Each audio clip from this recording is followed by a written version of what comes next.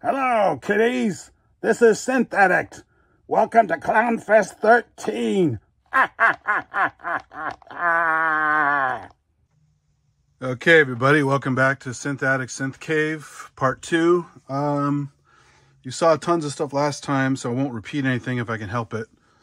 In fact, things are mostly in the same place, so I can avoid most things and be comfortable that I haven't repeated it. But a few things I may repeat, so apologize if it's that way. A lot of stuff I haven't turned on. I'm kind of in a rush to get this done. I think it's like 3 in the morning right now.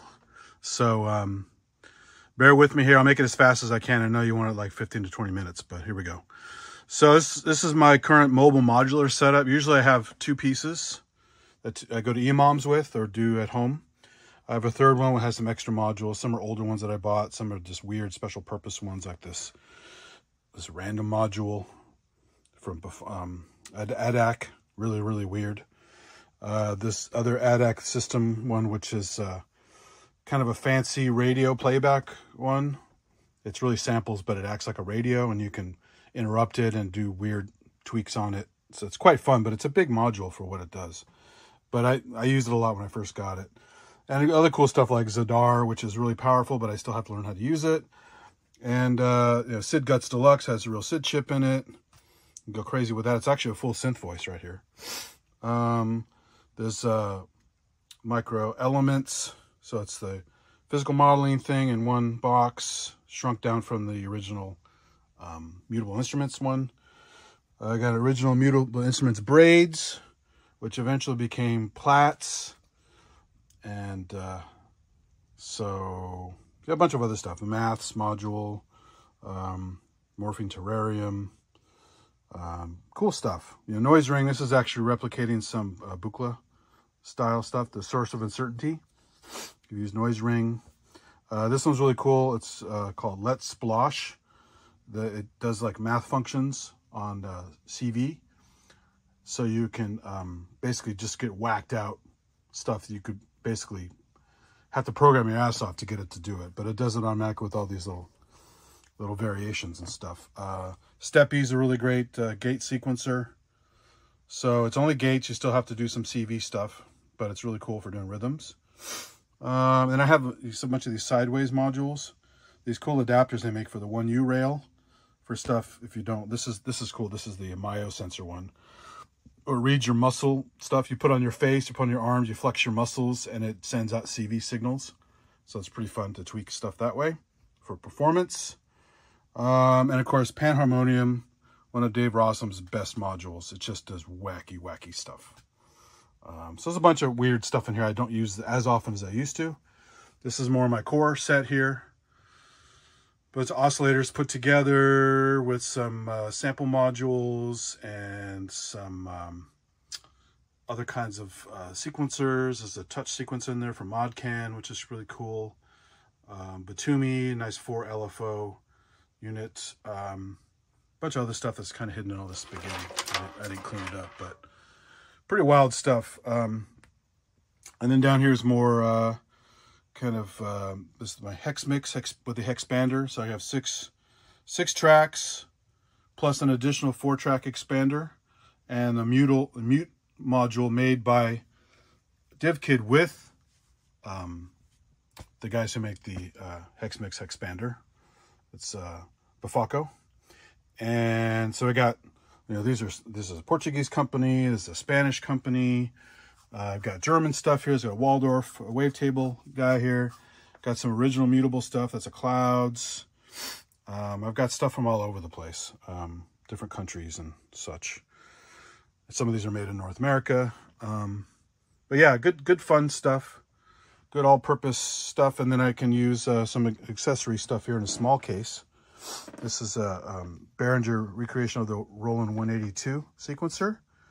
And our friend Makeshifter, if you look up GP-82 online, Makeshifter has this cool module he made from scratch to augment the 182. It adds ratcheting, it adds Bernoulli gates, it adds a bunch of other cool features that are somewhat esoteric, but ratcheting, of course, is classic. If you want proper Berlin school, you got to have ratcheting. And my first module ever is this wave folder. It was $100.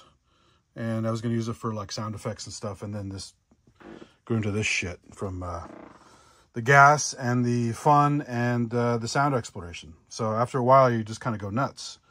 You run out of cases, you buy more cases. So buying a smaller case isn't always the best thing because you're just going to fill it up and buy another case. I bought these because they're mobile. In fact, the IntelliGel 7U cases are great. So you have 2 rows of 3U, 1U row at the top. It's quite spacious. So, you know, I get a decent amount of modules in here. But it stands on its own until you start putting stuff in there and patching it. It kind of rocks back and forth a bit. So it's very solid metal, nice cover, so you can patch it and cover it and go, and not have to worry about, you know, losing your stuff. But if I want a nice comfortable angle, PtAC, the same company that made these things down here, Portugal, made these little angle things. Now, unfortunately, they didn't quite design them the way I wish they had, so I did this kind of a half-assed. I don't have a proper drill press and things like that, but what they should have done is put 2 holes in here. So when you put a pressure at this angle piece in the back, it doesn't get turned. But they only put 1 here and 1 here. You cannot, and there's no room to drill a second one, really, not very easily.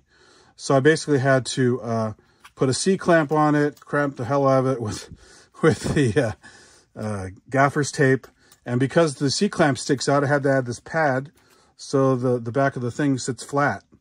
So it's kind of hokey, but I bought a whole bunch of these that I take my mobile setups, and that's how it sits.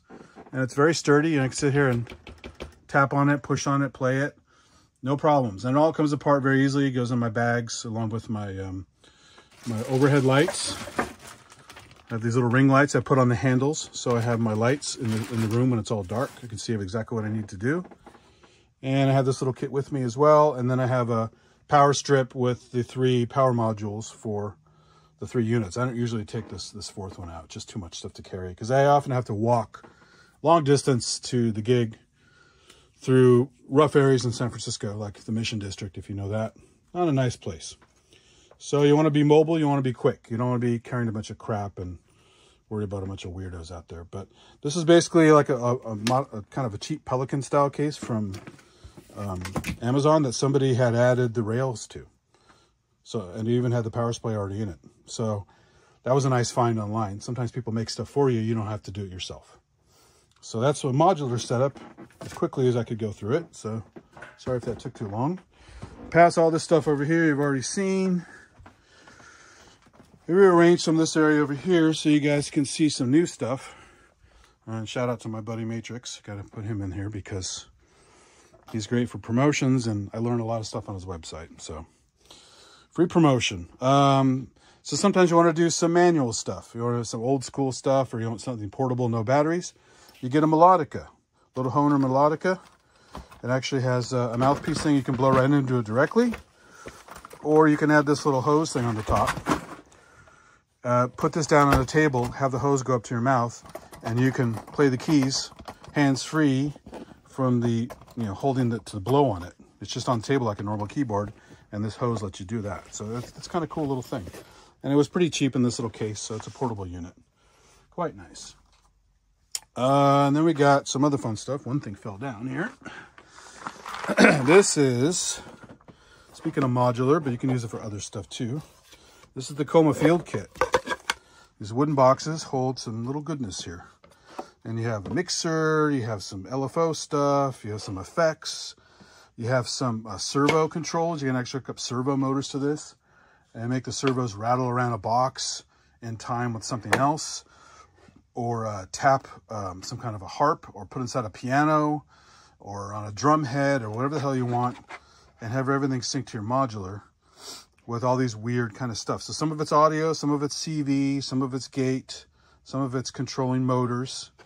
Very, very clever little thing in these little wooden cases that are portable.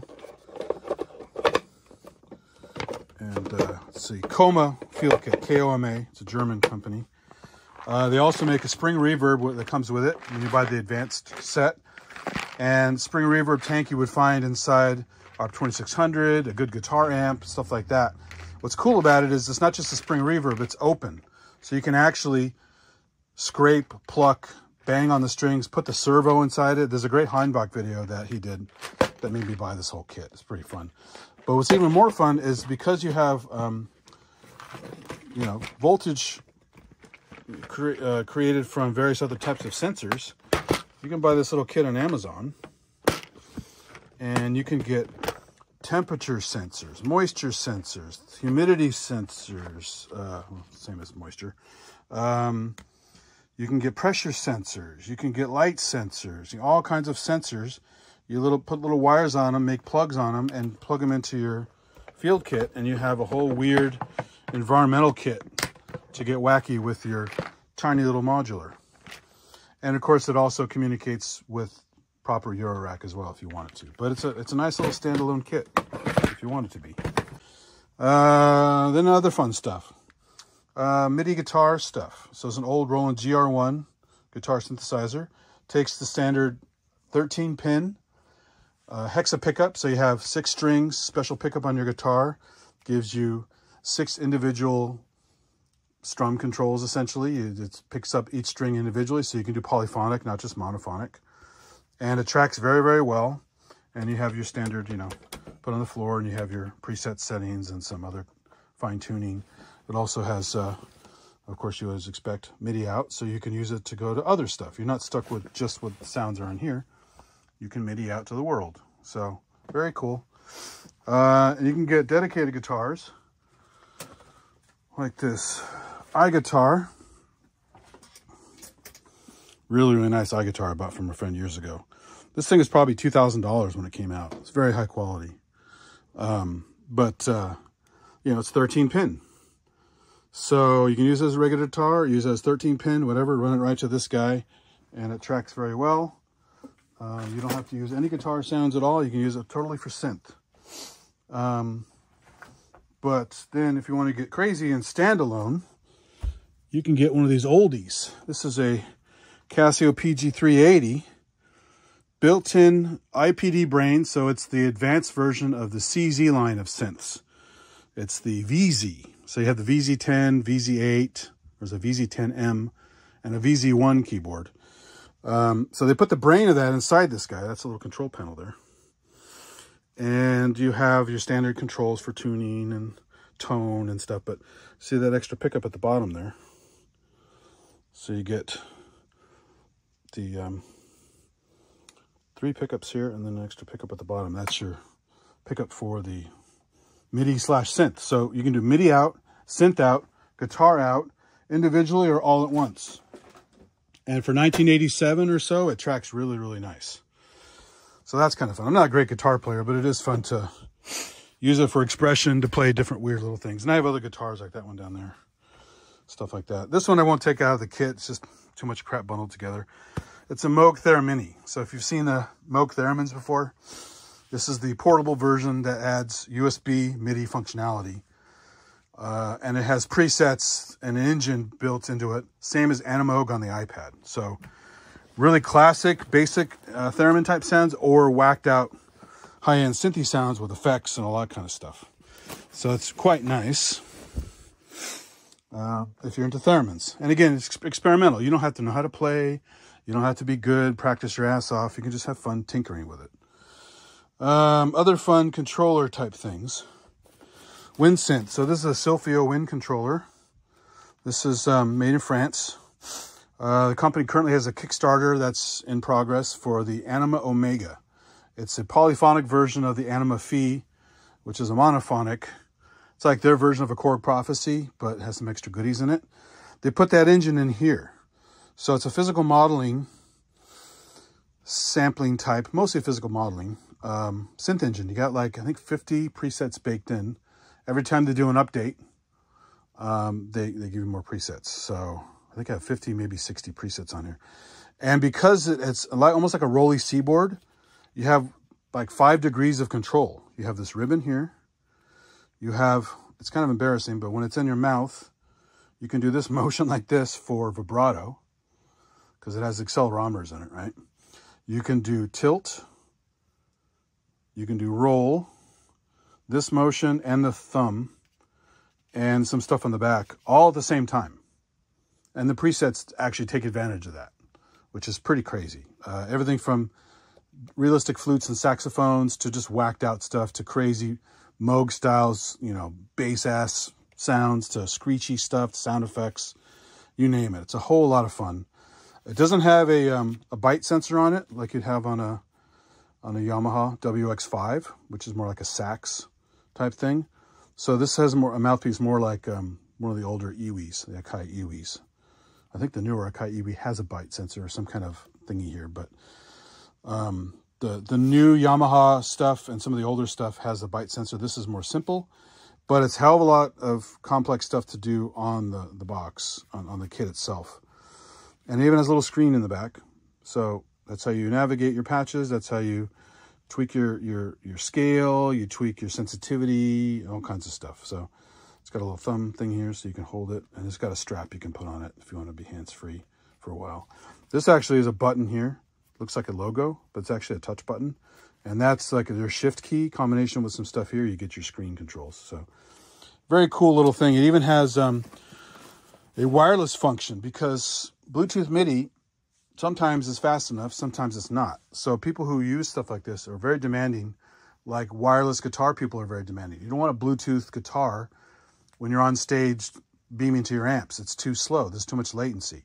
So there's those basically radio frequency or wireless style guitar converters to send your signal around. They have a little box you can get with it. It's in this little case. And this will connect to the box via radio.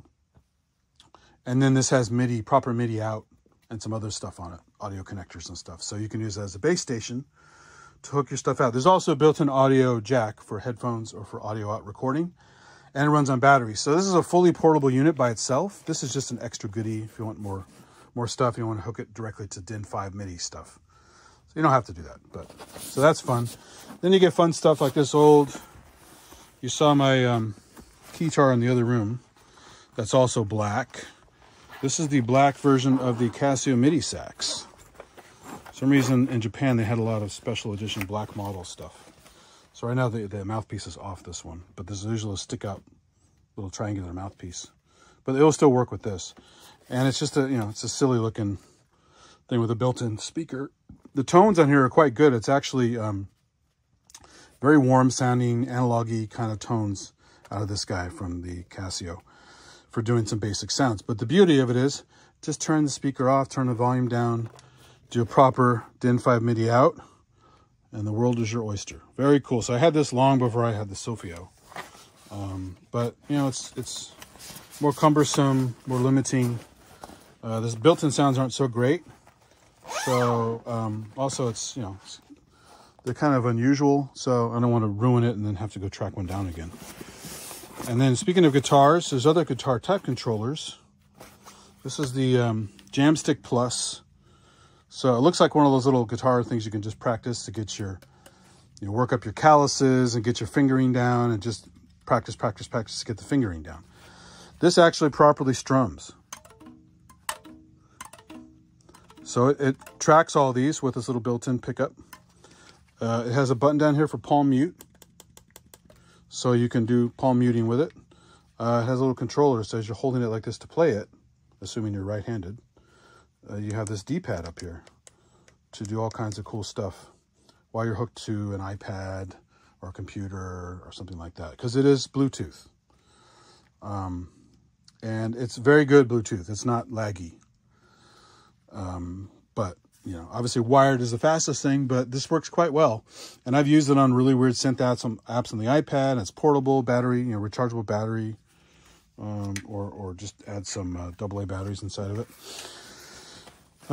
So that is cool for that. So again, got some guitar-like stuff, got some wind-like stuff, got some other types of controllers. There's mini Rolly C-board, a little block keyboard, gives you the functionality of a giant Rolly, much cheaper and much more portable.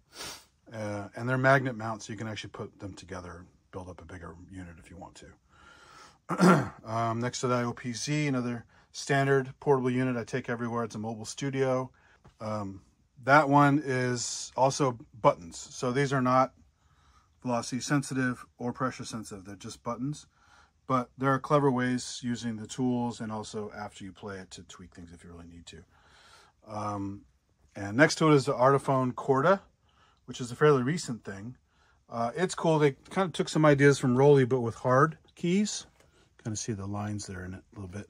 So you can go up and down. It lights up as you play. And you can do, like on a Rolly, you can move up and do this kind of a slide function, which can add modulation. It can do pitch stuff. You can also wiggle on the key, going back and forth and get vibrato or whatever, how you map it, just like when you wiggle on the Rolly squishy key bed. Has 4-track recording, 4 types of instruments, hooks to an app.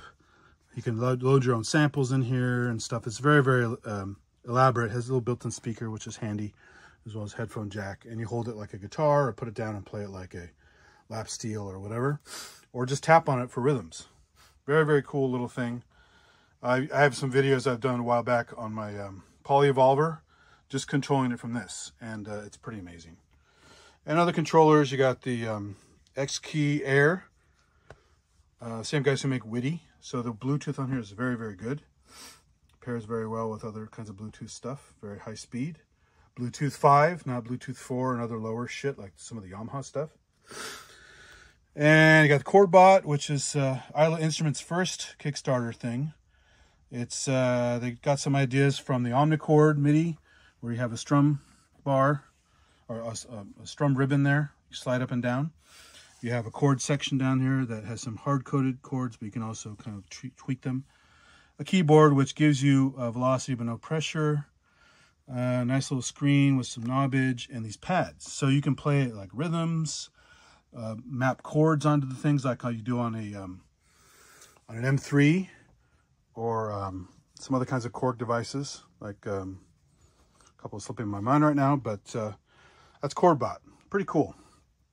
Another fun stuff. Tenorion from Yamaha.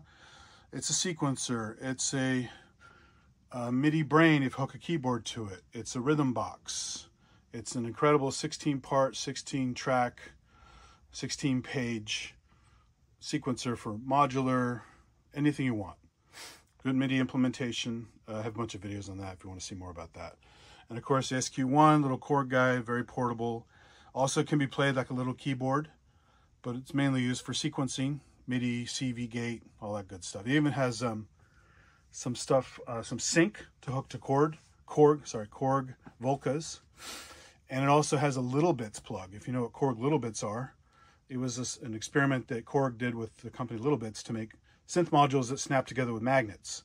And I have a whole kit for that. It's kind of fun to play with. Aimed at kids learning synth, but it's actually useful. What else? More small stuff. A lot of Elisa stuff was great over the years. Once they got acquired by Newmark and then InMusic and all that stuff, everything kind of went kind of shitty. They have some decent drum kits now and stuff, but all the really fun stuff they used to make, they don't do anymore. But this is one of the little plug-in modules. So it's a kind of like a guitar stomp box, but it hooks together with DB9 connectors. So instead of those 1/4-inch jacks you have in all your guitar things, you just smack these together end to end to end as long as you want. And it makes a nice, clean signal chain. And then you just got to give them power and then use whatever set of outputs you want at the end instead of just by itself. And you have your standard knobs, you have some rocker buttons and some normal buttons and lights that turn on and stuff. This is Metavox. It's actually a cool little vocoder unit. Standalone. You don't have to feed it a carrier. You can just modulate the carrier stuff that's already built into it, which is pretty decent. But there's no reason why you can't plug in as a mode to do whatever carrier you want. Mini Moog, guitar, drum machine, whatever you want. So pretty cool little thing. My only gripe is classic Elisa's crap uses AC adapters, not AC-DC. So this will not work without AC power, period. So if you want to use a battery pack with the proper voltage and amperes, I used to homemade them, but you can't homemade an AC power pack, right? It has to be DC. So with this, you have to use an inverter. Luckily, all the new battery packs you get at Amazon, the fancy ones, have built-in inverters with AC plugs. So you can make this as portable as you want with just the new AC inverter battery pack. It's very cool. Back onto Korg. This is, again, a black model thing. Usually it's just a white, silvery thing. But this is really, really fun. This is strictly a MIDI controller. But it's got this glorious XY pad with hold, so like repeat mode. So if we're doing like machine gunny kind of drums. You have rolls and flams. So when you do flams, to change the distance on the pad, different directions, you get the ba-bump, ba-bump, ba-bump, ba-bump, ba-bump, ba-bump, to bump, bump. So that's, you know, if you know, a flam's like a double hit with some time. And so that's fun. You can actually do proper flams on here. Roll is really fun. In fact, if you don't have the machine gun drums, or like a slower version, like a poor man's arpeggiator, you put it on roll, you find a decent drum sound.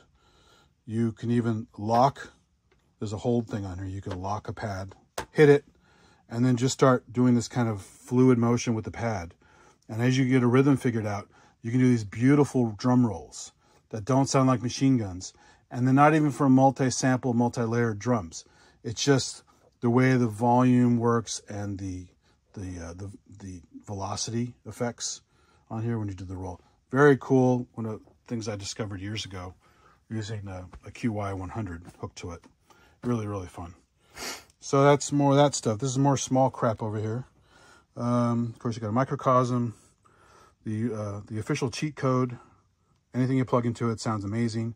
You do lack some controls until you really figure it out, and it still kind of does some stuff for you, but that's part of the magic. I love it. I think it's really cool. And because they're handmade, I mean, look, this is a handwritten label here. They're back ordered usually. You got to order them and just wait or find a used one somewhere because they're almost always out of stock. But hologram microcosm, amazing. And back to Roland, you got a VT3 here. I was talking about that earlier with the Iris system. Got the VT3, TB3, System 1, MX1. Was the Sync Box, SBX1, I think it is. And then later on the System 8. And that was kind of your whole IRA thing. And then you had the TR8 to that. And you have the full-on IRA setup. All green, all the same kind of plastic, you know. So that was IRA. Other fun things, we're talking about sequencers. You guys probably never heard of the Triadex Muse. Very, very weird thing. There's actually a Windows emulator for it you can find online that's really old but still works. Never saw a Mac version. And it was a weird... it was done by this guy, Marvin Minsky at MIT. I think it was MIT. It was one of those highbrow engineering universities. And he and a bunch of guys, he was like an interface guy and just wanted to come up with a way to make interesting patterns and rhythms just differently than everything else on the market at the time. So it had this kind of a big matrix, almost like the Tenorion, but much, much simpler, with some markings on it to denote what each axis does and some knobs and switches and stuff. It was kind of a really esoteric thing. And I don't know if they made that many of them, so they probably don't even work anymore if you could find one. So they have the software one. But these guys, they made this thing called Zillion. And I'm assuming because it has a zillion permutations, I'm not sure why they called it that, but it's just tiny little interface with a little screen that comes up. It might even be, not Raspberry Pi, but like Arduino or something similar to that, because it's very, very small. But you have proper MIDI controls on it. You have this wheel on it, almost like an old iPad to navigate. You got some more buttons here, a whole bunch of buttons here with a little screen that lights up. Cool little thing to make interesting, unusual sequences. And of course it's digital, so it stores everything you do. So it has a huge memory. But I haven't used it in a long time, but I just wanted to show it because good things can come in small packages. What else we got here? Oh, yeah. This is the Nuke module from the Hartman Neuron VS software version of the keyboard Hartman Neuron. Hartman Neurons, if you can even find them now, and mostly broken because they're PC-based, probably $5,000, maybe a little less. And they probably need a retrofit or some other extra work because it's just the original PC was like it's like a Pentium 3, I think, inside there. Something like it was a really, really old system. And so you basically had to, after a while, rebuild it and get the software to work on it and all that kind of stuff. So the VS version, the VST, was always easier because as long as you had a Mac or PC that could run it, certain limitations there, you could do amazing stuff. So I've been doing stuff from my SoundCloud for years with it, my Aquafx SoundCloud stuff. And I've also been doing some stuff for Noisevember and January and stuff. Just pull it out once in a while just to have fun with it. It's got this little joystick, and it has these little modes controlled by this button here. There's these 3 LEDs. Uses these resonators. It's basically a neural net synthesizer.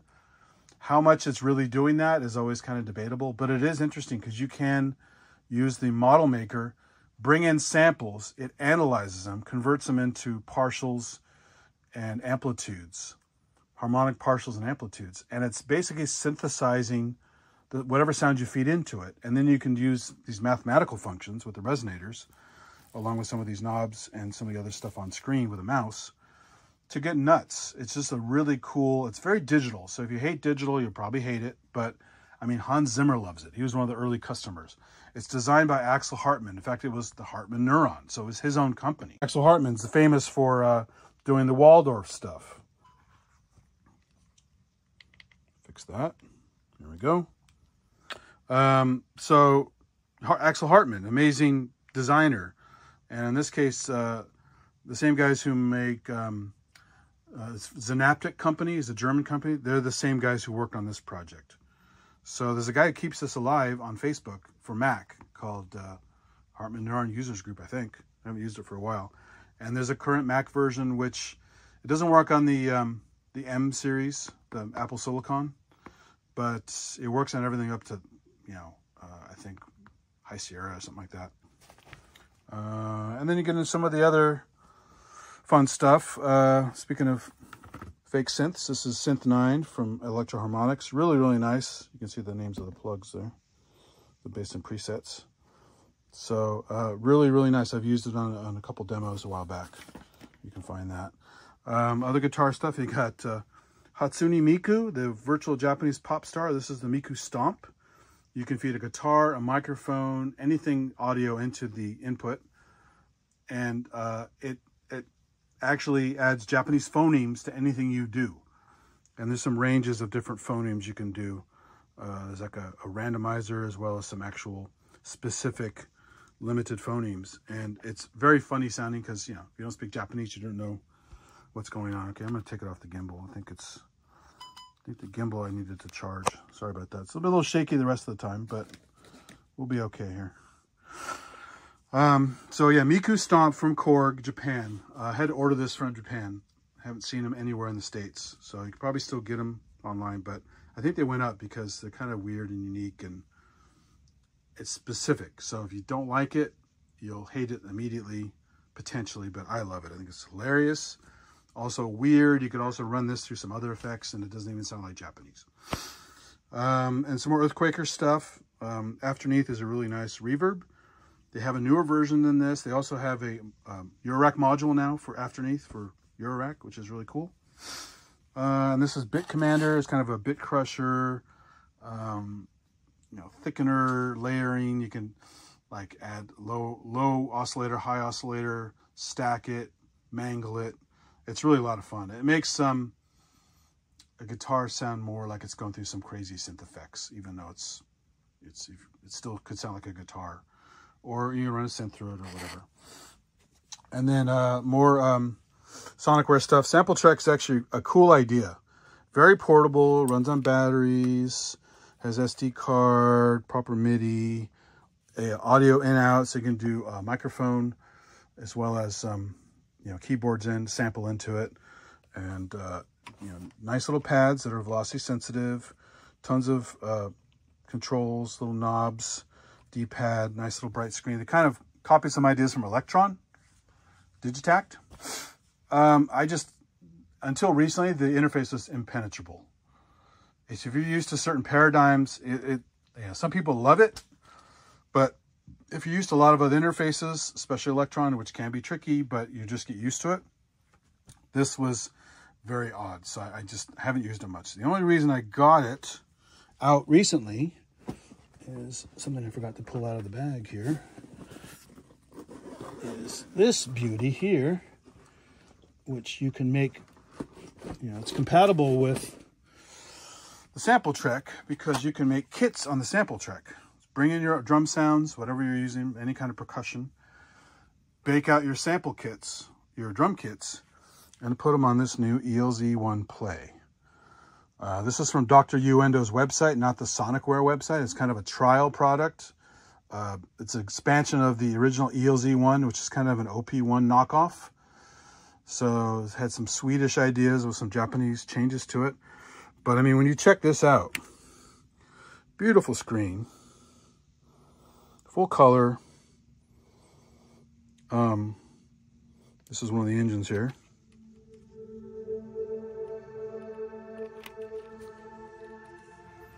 Turn the volume up in the back here. Has velocity on it. No aftertouch, but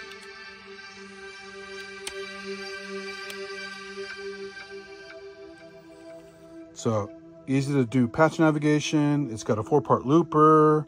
It's got built-in effects. If you go to the effects channel here, it's got a sequencer built into it. The editing is really cool for the filters. It even has this funny thing with the eyeballs, showing you where the resonance peak is. So, you know, just make it kind of whimsical, kind of fun. But if you're new to synthesis, you might go, what does this mean? I don't know. Well, you look where the eyeball's looking. And you start turning the knobs and you see the resonant peak go up and down. And then you get your wheel, wheel, wheel as you sweep through that. So has other little fun little sections down here that correspond to the knobs and some of the buttons here. And it's a decent key bed. Again, these are switches, but they programmed it in such a way where you can get velocity out of it that you couldn't get on the other Sonicware stuff or even the OP1. It was just switches. So it's kind of a hack. It's not as smooth as velocity is on a real key bed, but at least they give it to you. And that can change the timbre, like on this one. You know, slow, it's very warm. And then hit that velocity and it's much brighter. So love this little thing. This is one of my new travel buddies. I have a case for it now and some other goodies for it. So once I make some drum kits in here, I'm going to dump them in here because this has 17 engines in it, including the drum engine. And it's like, you know, granular and FM, all kinds of, you know, warm sounds as well as digital sounds, really nice filters, effects. It's a trip. So ELZ1 Play, very, very nice. Not commercial, but may as well be. So I'm trying to make this quick. Sorry, this is going on longer than I expected, but I'll wrap it up pretty quickly here. One other controller from Rolly. This is the Lumi. It was designed around learning how to play. So it has this mode. If I charged it, I can't remember, where it lights up. Yeah, I think I forgot to charge it. You turn on, it does this kind of a color burst, almost like a Vegas mode. And then it whatever mode you stuck it in, those keys will stay that way, either multicolored, like a rainbow, or like all yellow, or all red, or whatever, based on which mode you're in. And you could hook it up to an iPad, and it will be like almost like GarageBand, where it'll light up the keys, and you have to play along with it. So it'll teach you stuff. But it's also a decent controller, because unlike the Rolly Seaboard, which is this kind of neoprene, rubber, squishy mouse pad kind of thing, which some people hate. I love it. But this is a hard key. But what's clever is they added the key wiggle that you have on the Osmos or on the old Yamaha GS1 FM synth. So you have velocity, pressure, and wiggle. So that's pretty advanced for a little portable controller. And these are also battery connectable. You can latch a bunch of them together, make a giant keyboard for travel purposes, and break it down, put it back together. So Rolly Lumi, it's looks cheesy in the ads, but it's actually a pretty good controller. A few more things. I'm gonna wrap it up because it's getting long here. I got some drum stuff here. So you got the old Dr. Sample SP202, the classic original SP404 with a CF card in it. They made another one later. It was the EX, I think, and it had an SD card in it. Then they made the same one with an IRA branding, which was the green markings, like the IRA stuff, but it still had the SD card in it. And then they made the Mark II, which is the new one that everyone goes crazy for. Instead of this LED screen, you have a proper LCD screen with a lot more functionality. You have more pads. This one, you had no velocity. It was just on-off, which, you know, for some people that's fine. But if you want expressive drums, it kind of sucks. So there are hacks, again, to work around that. But the new one gives you not only velocity, but I think they even give you pressure. I have to double check on that. So I've had that one on my list for a while, but haven't researched it enough to break bite the bullet on that. But I have like 2 of these. I have one of the SD card ones. I didn't get the IRA one because it's just the same as the other one. But I would like to get the Mark II. And then this is the original, the reissue of the Korg wave drum. The original wave drum is really kind of funky looking and much less feature filled. There's no MIDI. This is a whole ecosystem. But the pads, you know, based on where you strike the pad, like on a real drum, you get different tones. You get an edge slap, you get the bass slap in the middle, you get finger rolls that sound different. You can also press and get tuning as you press. You get pressure with the pads. You can play it with sticks, play it with hands, play it with mallets. It's extremely pressure sensitive. I have some videos on this if you guys want to check it out. This is the Wave Drum original reissue.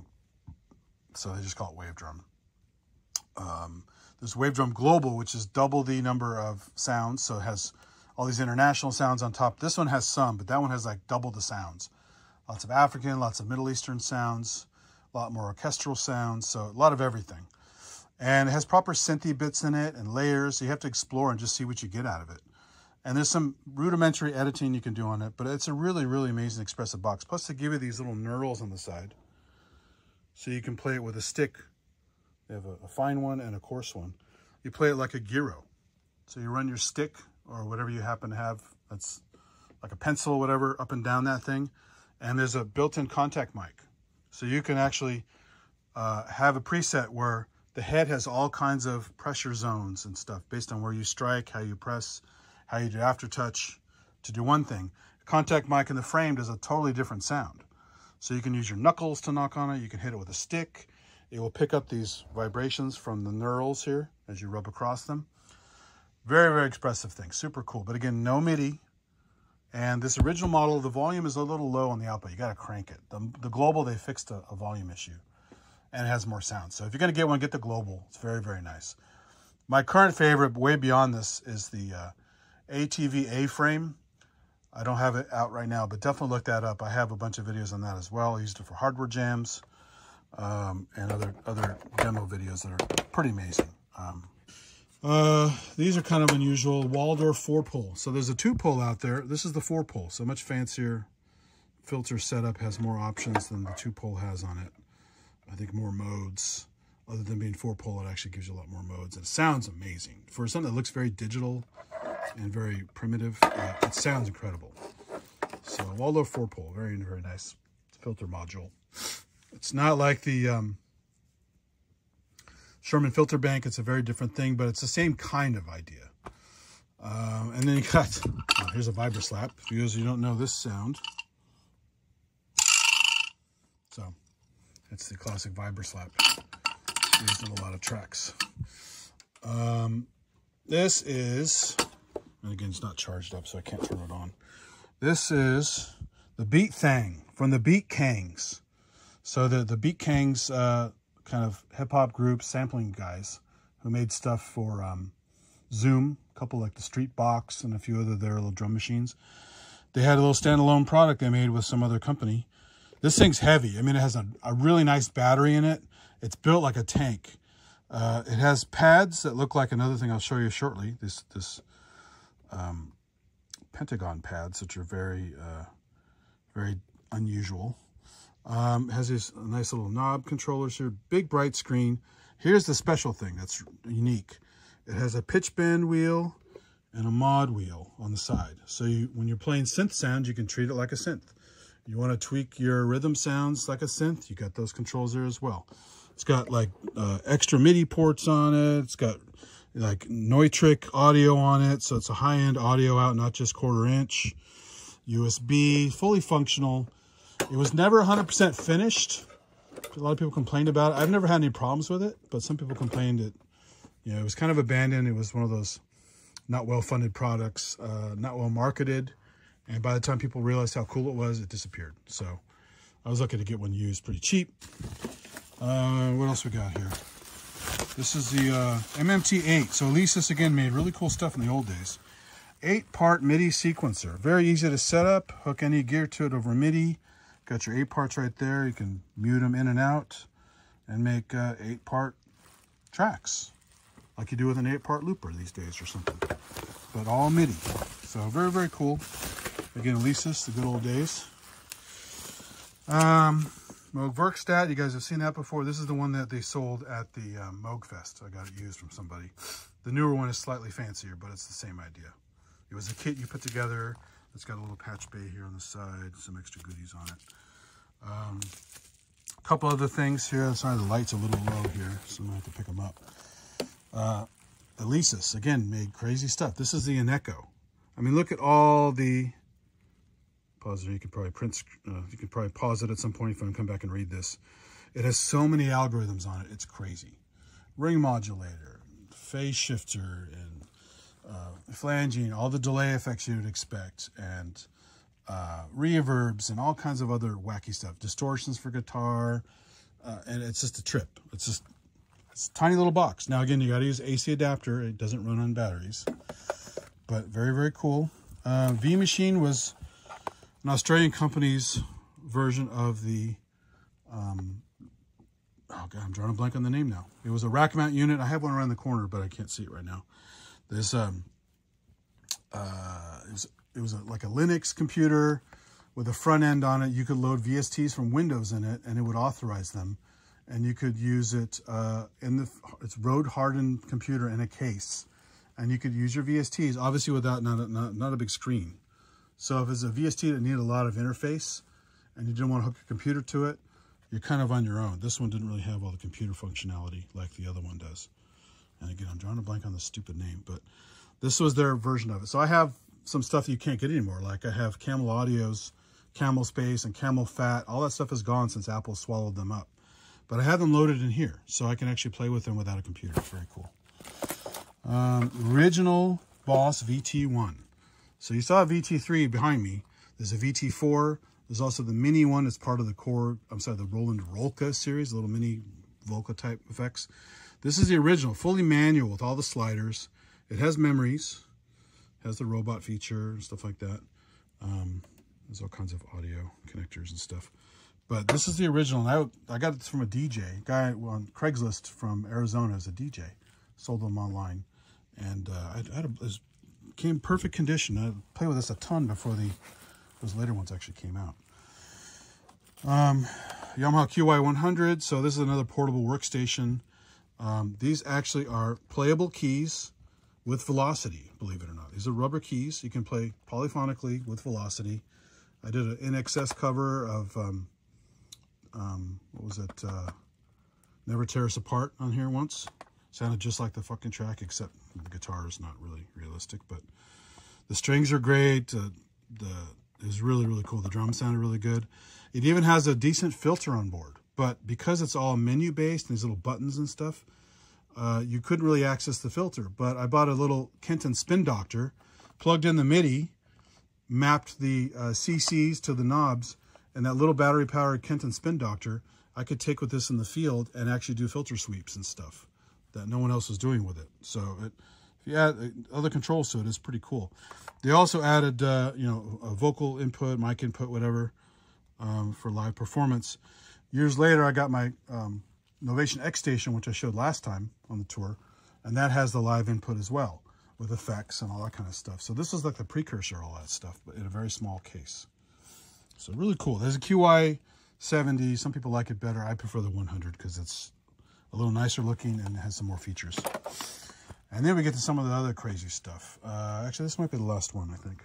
Yeah, I'm not going on too long here. This is the ASR X Pro. So again, Ensoniq had some wild shit. You saw the EPS 16 Plus in the other room. This is they have the ASR 10, which is the successor to the EPS 16 Plus. This is the ASR X Pro. There was an ASR X that was black. But see the keys? It's got these weird pentagonal keys.